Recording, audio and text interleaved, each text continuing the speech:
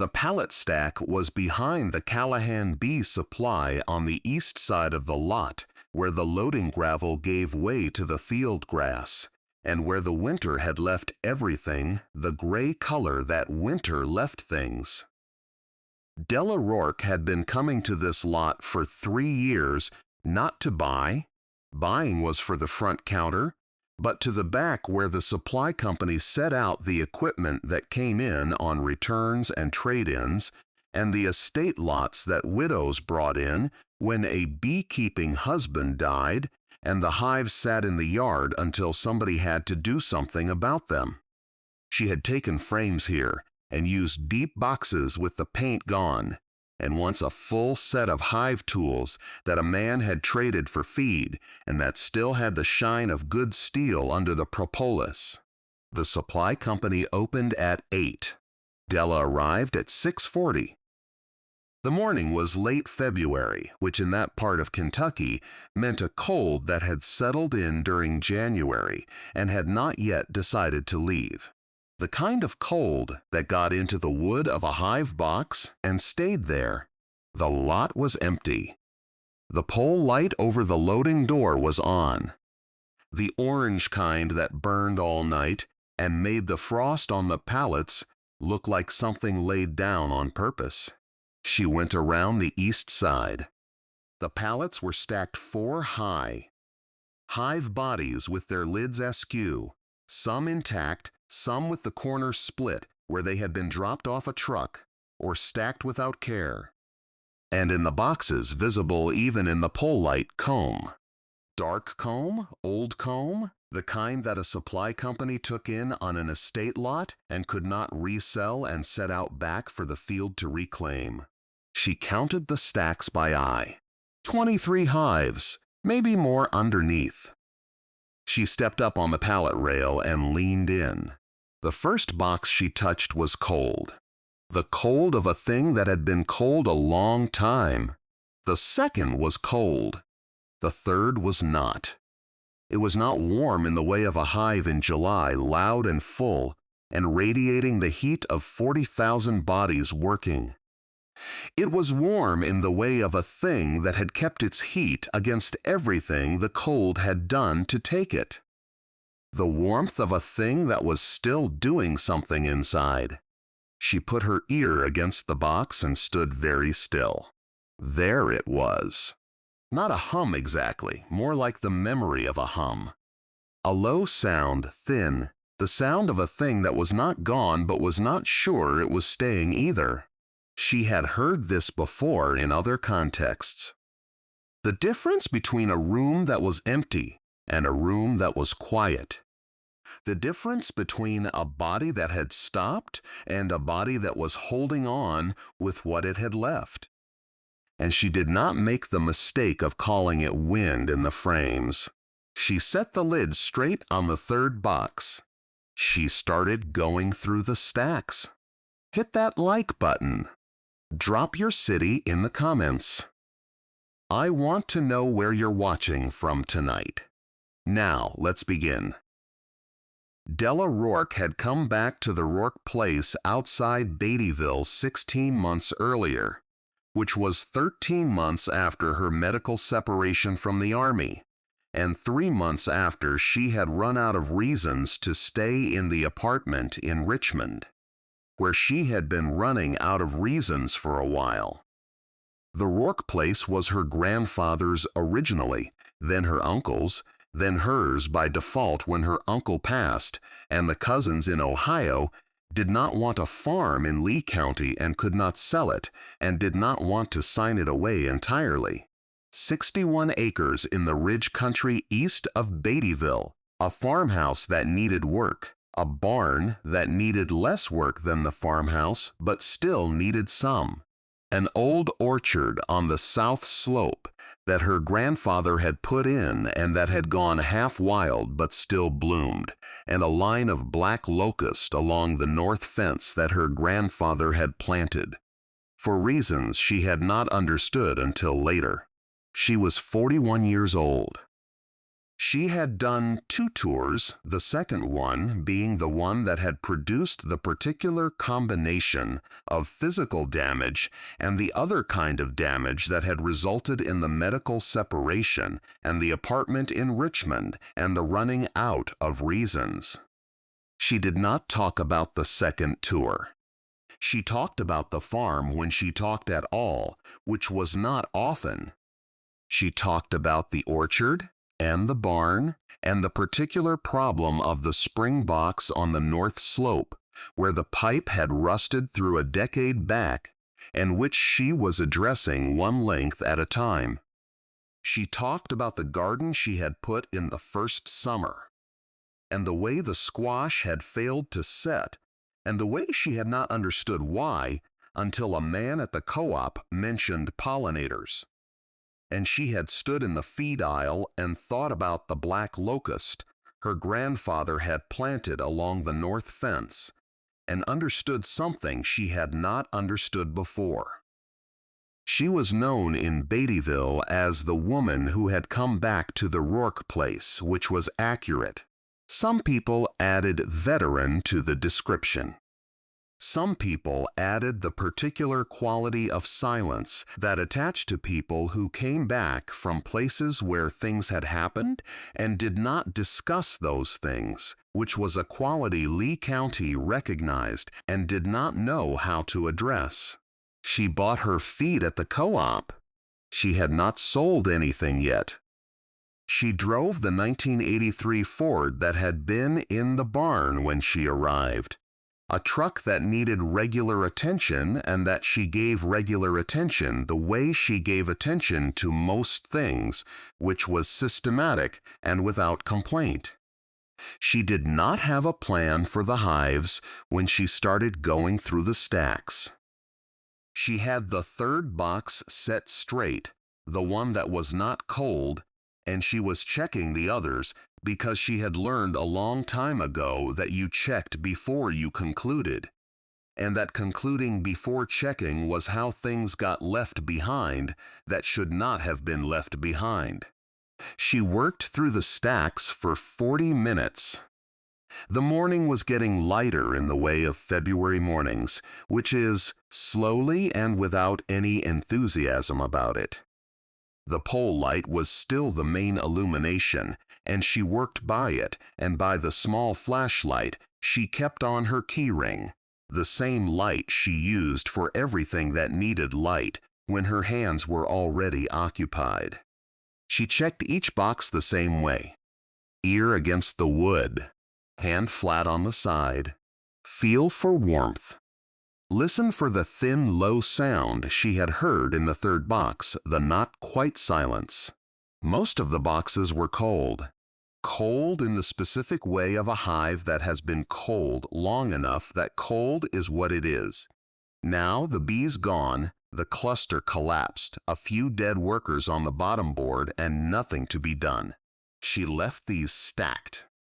But not all of them. She found 4 boxes that were not cold in that way. Not warm, not alive in any confirmed sense, but not surrendered to cold either. 4 out of 23. She set them apart on the gravel.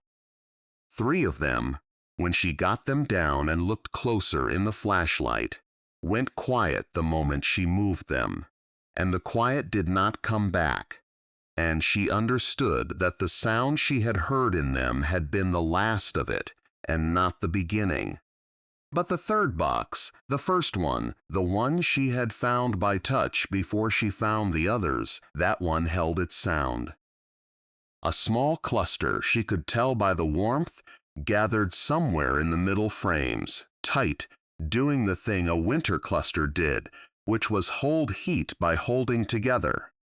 She carried that box to the truck the way you carry a thing you are afraid to wake and afraid to lose in the same motion.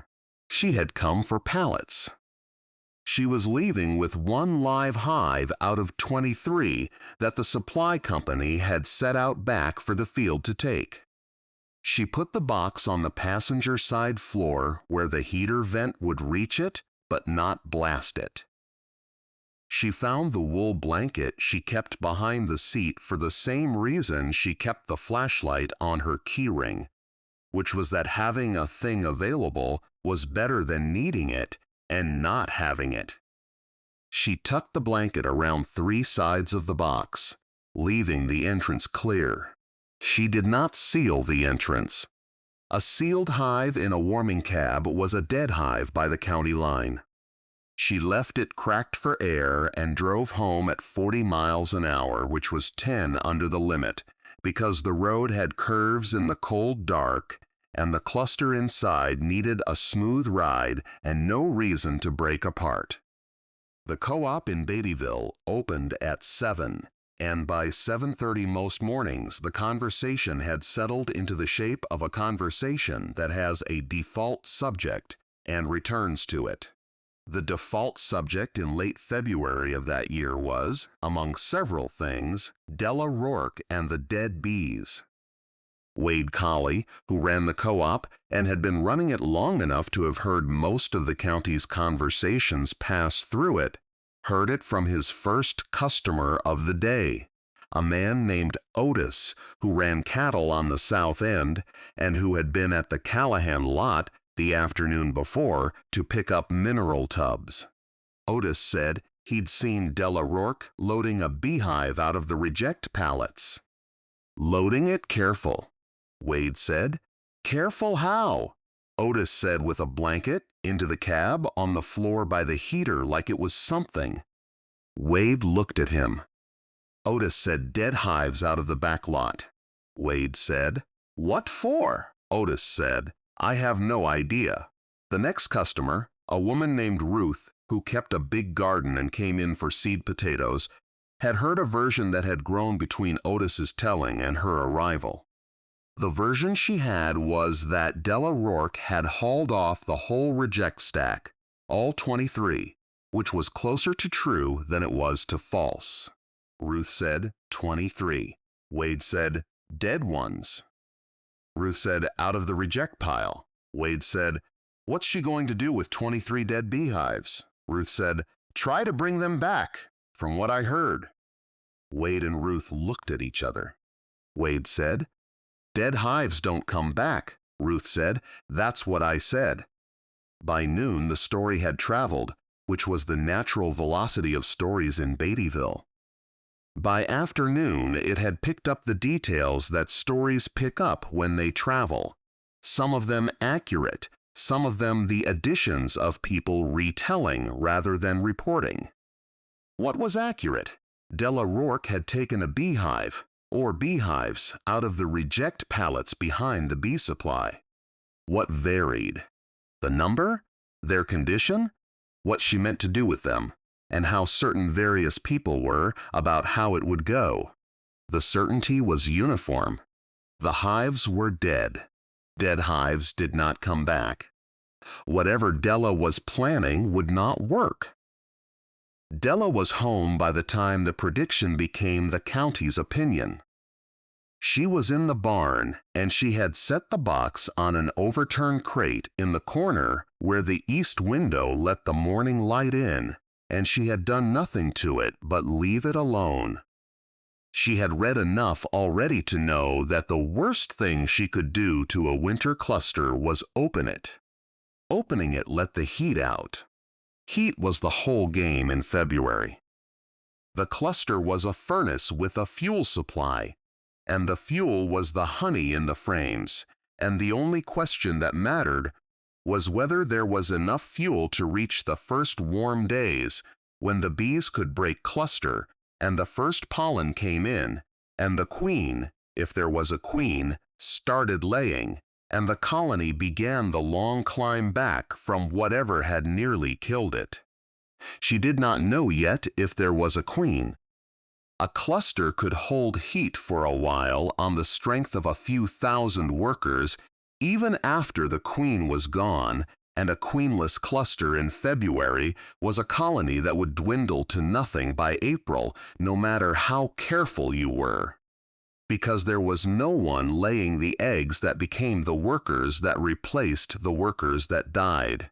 She could not open the box to look. It was too cold. She could only wait and keep it out of the wind and give it a chance to tell her what it was. She wrote in the notebook she had started for the garden and was now continuing for the hive. She wrote February 22nd. One live hive retrieved from Callahan, reject lot out of 23. Cluster present small, holding heat.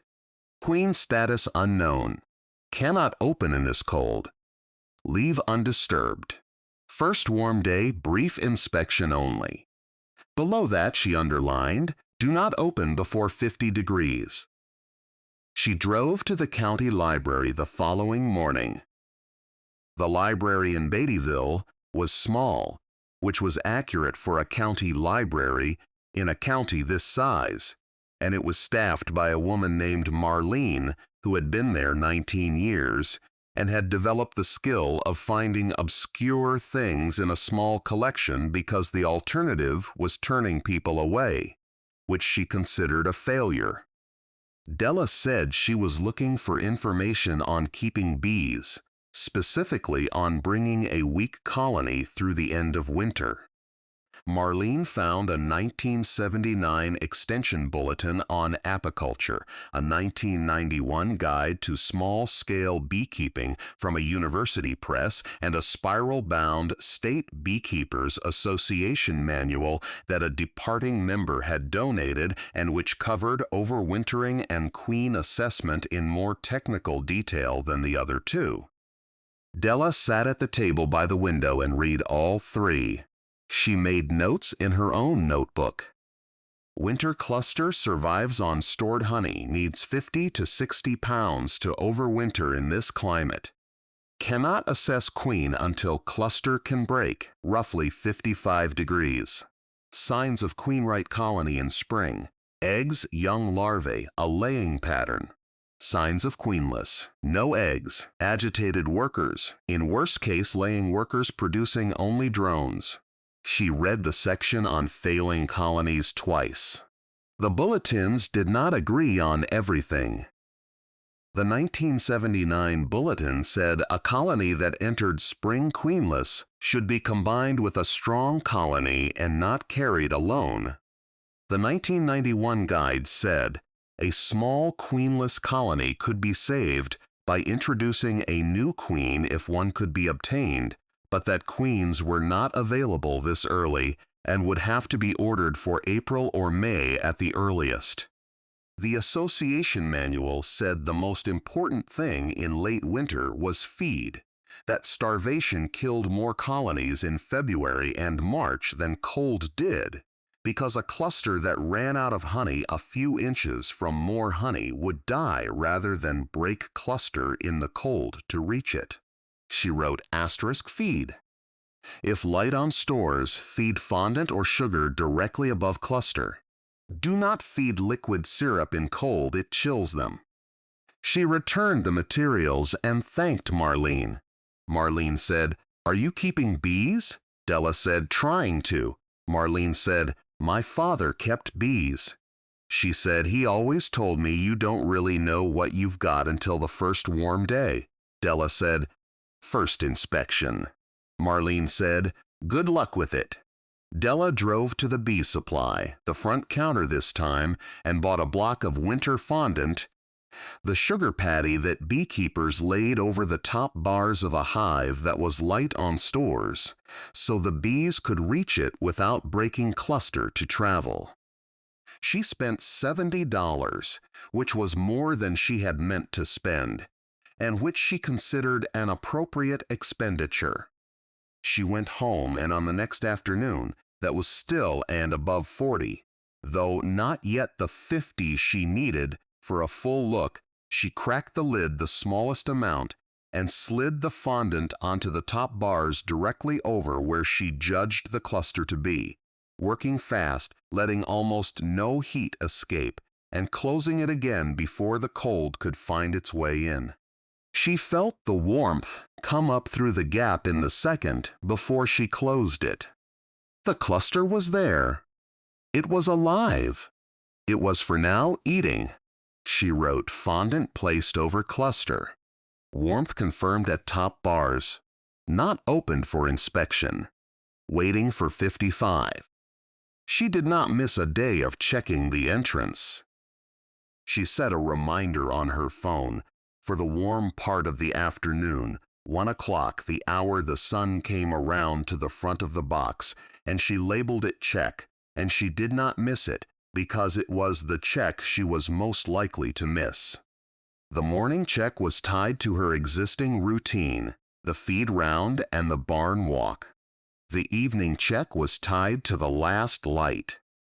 The 1 o'clock check was in the middle of the day when she was often in the field or in town or occupied with whatever the day had put in front of her, and it was the one that would slip if she let it. She did not let it.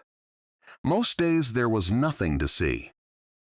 The entrance sat quiet, the reducer she had cut down to a single bee's width holding, a dead worker or two on the sill that she brushed away with a twig, because dead bees at the entrance were normal in winter, and told you nothing except that the cluster was doing the ordinary work of carrying out its dead, which was itself a sign of life. Some days, when the sun held on the front of the box for an hour, and the air came up above 45, a few bees came to the entrance and stood there in the light with the particular stillness of bees taking the first warmth in months, and then went back in. She learned to read the entrance the way she had learned to read other things, which was by watching it long enough to know what ordinary looked like, so she would recognize the day ordinary changed. She counted the bees that came out on the warm hours and wrote the count in the notebook. February 26th, 3 bees at 1 o'clock, brief. March 2nd, none too cold. March 4th, a dozen first cleansing flights, a few taking the loop that meant they were emptying themselves after a winter of holding it, which the manual said was a good sign, a cluster healthy enough to fly and clean itself. March 7th, 20 or more, and one coming in with a smear of pale yellow on her legs that Della looked at for a long moment before she understood what it was. Pollen. The first pollen. Somewhere in the woods a maple or a willow had opened, and the hive had found it, which meant the hive had foragers with the strength to range, which meant the hive had bees to spare for ranging, which a dying hive did not. She wrote, pollen coming in March 7th. Foragers ranging. This is not a hive that's giving up. The number was small, but it was not 0. 0 was what everyone in Beattyville expected. The first 55-degree day came on the 11th of March, later than she had hoped, earlier than the county's calendar said it should. She had the smoker lit and the hive tool ready and had read the inspection sequence so many times she did not need to think about the order. She approached the box in the early afternoon when the sun was on it, and the field bees, what field bees there were out. She cracked the propolis seal on the lid. She lifted it. She set it aside. The bees came up at her, not in anger in the low querying way of bees, checking a change in their roof, and she stood still and let them decide she was not a threat, and then she began to work through the frames.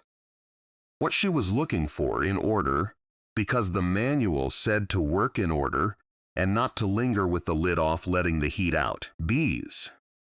First, how many? Was the cluster the size she thought it was from the outside? Then stores, how much honey was left in the frames? Was the fondant being taken? Then, the thing that mattered most and that she made herself save for last, so she would not rush the rest to get to it, brood. Eggs, larvae, capped cells. The evidence that a queen was alive and laying, that the colony had a future, and not only a present. She lifted the outer frame first. Empty comb, dark, a little mold at the edge from the winter damp, no bees on it, which was expected, The cluster would be in the center where it was warm. She lifted the second frame. A few bees at the edge of it, and honey, capped, a band of it across the top, not much, but not nothing. She set it back. The third frame came up heavy with bees, the outer edge of the cluster, hundreds of them, moving with the slow, deliberate purpose of bees at 55 degrees. Not the summer bustle, but not the sluggish near-death crawl of a starving hive either. She found the fondant on the top bars half gone, the bees working the underside of it, which meant they were feeding, which meant they had the sense and the strength to feed, which a collapsing cluster did not. She lifted the fourth frame, the center of the cluster, the warm heart of it, and turned it slowly toward the light the way the manual showed, and there it was. A patch of comb, small, no bigger than her palm, with eggs. Single eggs, standing upright in the bottom of the cells the way a queen's eggs stood, one to a cell, centered, the mark of a laying queen, and not the scattered doubled clutter of a laying worker, which was what you found in a hive that had lost its queen and had workers laying uselessly in her place. And around the eggs, young larvae curled in their small pools of jelly, pearl white, and around those, a first ring of capped brood, the flat tan cappings of worker cells. She looked at it for a long moment. A laying queen, a future. She did not need to find the queen herself. The eggs were the queen's signature, and the signature was enough.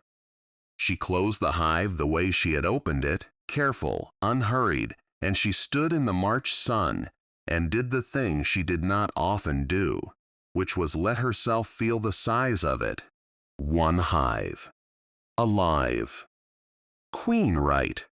Out of 23 that the field was supposed to reclaim. She wrote in the notebook. March 11th.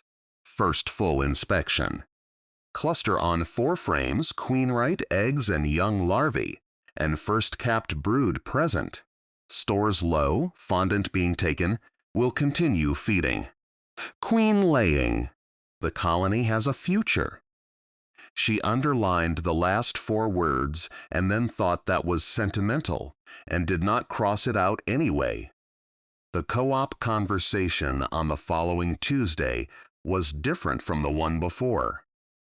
She heard her name before she rounded the second aisle, the way she had heard it before, but the tone had shifted. A man's voice. Della Rourke's got a live hive off those dead ones. A woman's voice.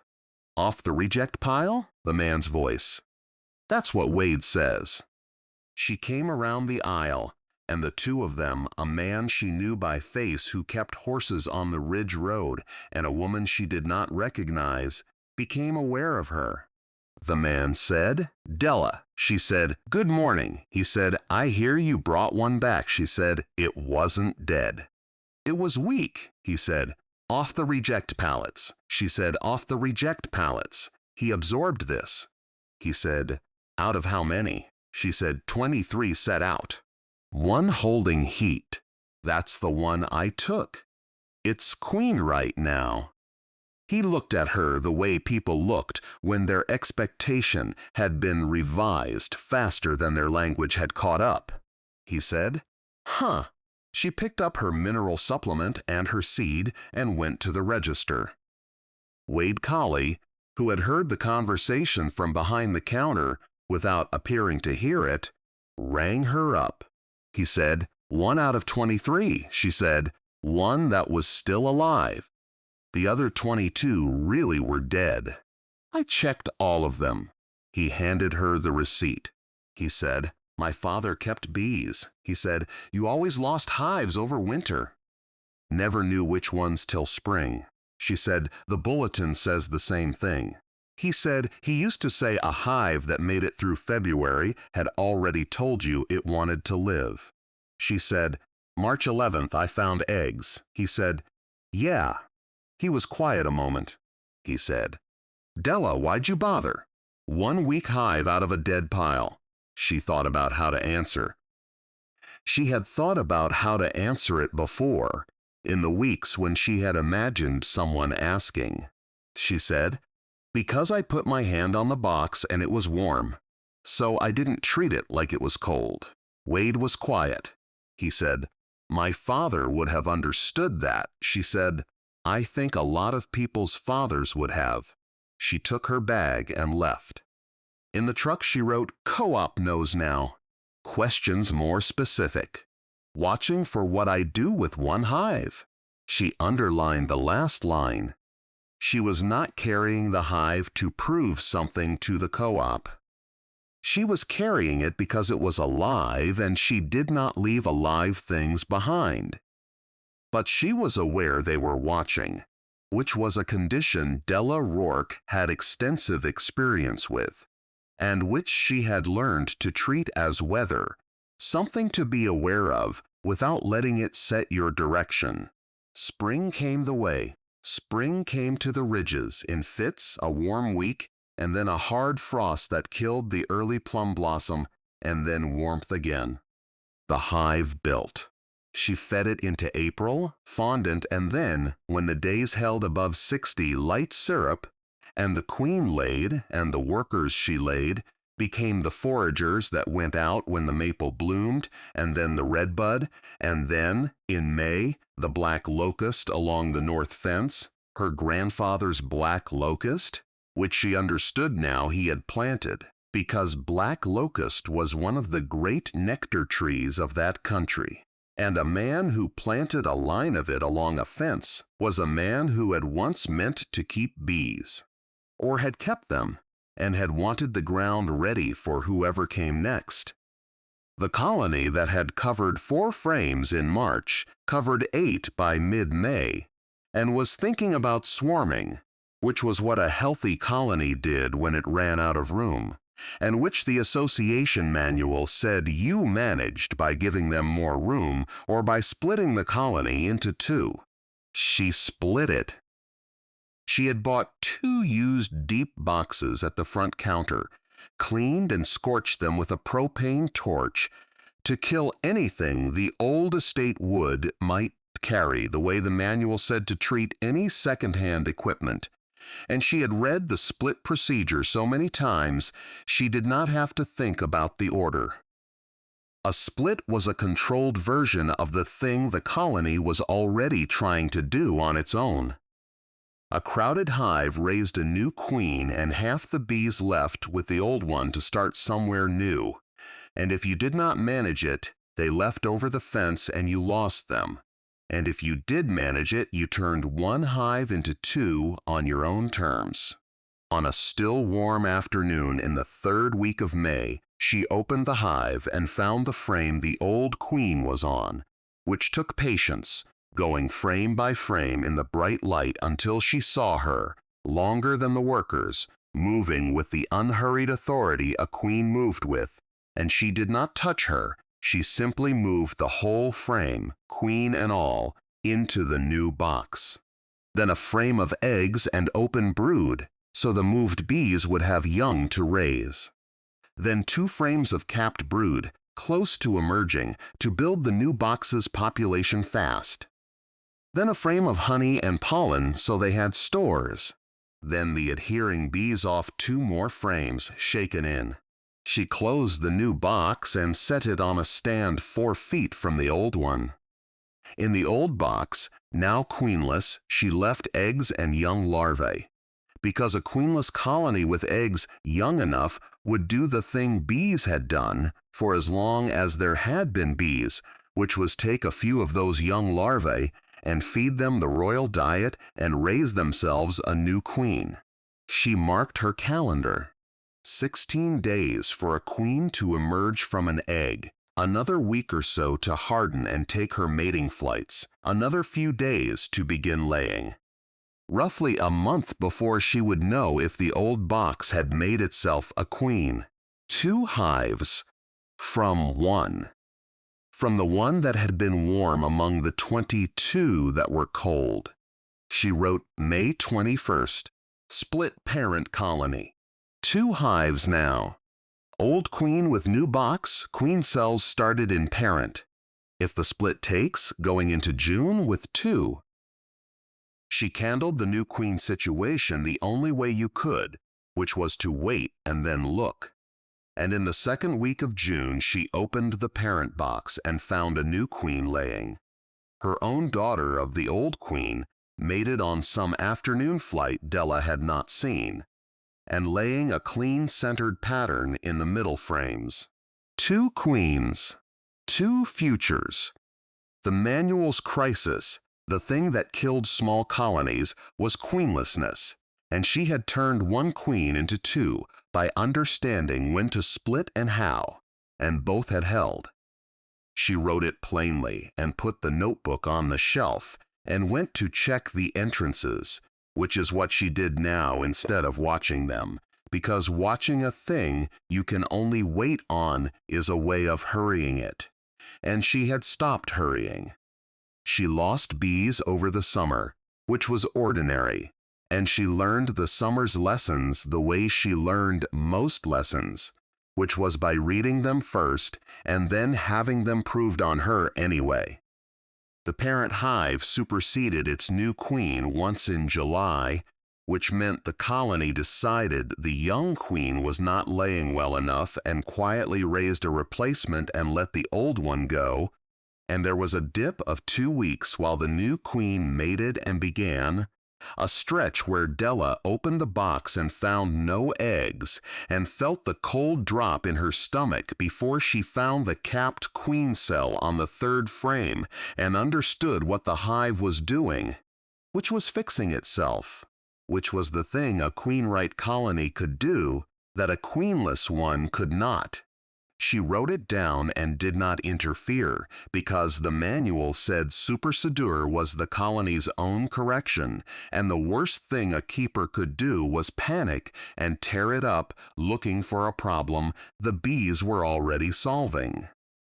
Then came the August dearth, the weeks when the summer flowers were done and the fall flowers had not started, and there was no nectar coming in, and the hives went irritable and hungry, and a hive with nothing to forage will rob a weaker one if it can get in, which is what happened, the stronger of her 2 hives finding a gap where she had left the weaker one's entrance too wide, and she came out one afternoon to a cloud of bees fighting at the front of the weak hive, wrestling on the landing board, dead bees on the ground. The particular high frantic sound of robbing, that once you have heard it, you do not mistake it for anything else. She stopped it the way the manual said, which was to reduce the entrance of the robbed hive to the width of a single bee so it could be defended, and to drape a wet sheet over the hive for a day to confuse the robbers, both of which she did, and the robbing stopped, and she wrote in the notebook, "Robbing August 9th, my fault. Entrance too wide. Reduced to 1 bee. Robbing stopped next day." She had read about entrance reducers in the spring and understood them, and not gotten around to fitting the weak hives until it cost her, after which she fitted every entrance she had and did not leave one wide again. 2 hives still going into fall, both with laying queens, both with the fall population that would become the winter cluster, both, she judged when she hefted them, heavy with the goldenrod and aster honey of the late season, heavy enough to overwinter, which was the thing that had nearly not happened the winter before, and which she now understood how to give them. She wrote, October 4th. 2 hives, both queen-right, both heavy for winter. Fed nothing this fall, they made their own. 1 hive last February to 2 this October. From 23 dead to 1 alive to 2 overwintering. Both numbers are real. The second one is the one that matters. The regional buyer, or the closest thing to one, came in October, though he did not come to buy honey. His name was Curtis Beam, and he ran the largest apiary in 3 counties, 400 hives that he trucked to the almonds in California every winter, and to the clover and the soybeans in the summer, and he had heard about the Rourke hive from a chef in the county seat who bought comb honey for his menu, and who had heard about it from Wade Colley's wife, who had seen the hives on the stands when she drove the Ridge Road in June and told everyone she knew. Curtis was a practical man who came to yards with a clipboard and asked specific questions about numbers, about mite counts, about the queen's lineage and the winter losses. He asked these questions. Della answered them. He looked at the 2 hives, at the stands, at the entrance reducers, at the black locust along the north fence and the orchard on the south slope, and the goldenrod gone to seed in the field. He said, "How'd you start the yard?" She told him. He said, "You brought one back off a reject pile." She said, "It wasn't a reject." It was alive and everybody had written it off. "There's a difference," he said, "and you split it to 2. She said, 2 this year. If they winter, 4 next year off splits. 6 the year after, if I want to push it. He wrote something on the clipboard. He said, "That queen you found in the reject hive. You know what she was?" She said, "A survivor. She came through a winter in a box behind a supply store with no one feeding her." He said, "That's the thing people pay for now. Winter hardy stock. Survivor queens. Everybody's losing 40% a winter to mites and cold, and they're buying queens bred in Georgia that die the first hard year up here." He looked at the hives. He said, "A queen that overwintered untended in this country and came out laying. Her daughters are worth more than her honey." She was quiet a moment. He said, "You graft off her? Raise queens?" She said, "Not yet." "I've read how." He said, "I'd buy them." "Local survivor queens, this line, documented?" "I'd take everyone you could raise for the yards, and I'd tell you right now, the beekeepers around here would take the rest, because there's not a one of them not sick of buying southern queens that can't take a January." She looked at the 2 hives on the cinder block stands. He said, "What's your capacity for queens next year?" She said, "If both hives winter, I can graft off the survivor line in the spring. 10, 15 queens the first season while I learn. More the year after." He wrote more on the clipboard. He said, "So your breeding stock is a queen off a dead pile behind Callahan's," she said. "A queen that survived a winter no one thought anything survived. Grafted onto the strongest local stock I can find, documented this line." He looked at the field. He said, "That's an unusual sourcing story." She said, "It's an accurate one." He said, "Beekeepers pay for accurate, unusual sourcing stories. They pay more for stock that lives." He looked at the hives again. He said, "This is stock that lives." She said, "Yes." He wrote an offer on the clipboard and showed it to her. It was a per-queen price for mated queens off the survivor line, with a spring delivery window and a first refusal arrangement on the year's production. She looked at it. She said, "I need a season to build up the breeder queens and learn to graft consistently. I can hit real numbers next spring." He said, "How long till you're at volume?" She said, "1 season to prove the grafts. Real volume the season after." He wrote something. He said, "I'll put a letter of intent together. We formalize when you've got queens laying I can inspect." She said, "All right." He shook her hand. He drove off. She stood by the stands and watched the 2 hives in the October afternoon. 2 colonies that had started as a low, thin sound in a cold box in a reject pile in February. She went to the bee supply the following morning, not to the back lot, to the front counter, which opened at 8, where she waited for the owner, a man named Dennis Callahan, who had run the supply for 14 years. He came to the counter and looked at her. He said, "Della, isn't it?" She said, "Good morning." He said, "I heard about the hive." She said, "Yes." He said, "Off my reject pallets." She said, "One of them was alive. The other 22 were dead." I checked all of them. He was quiet a moment. He said, "Alive." She said, "Weak. Queen right, though." She'd wintered.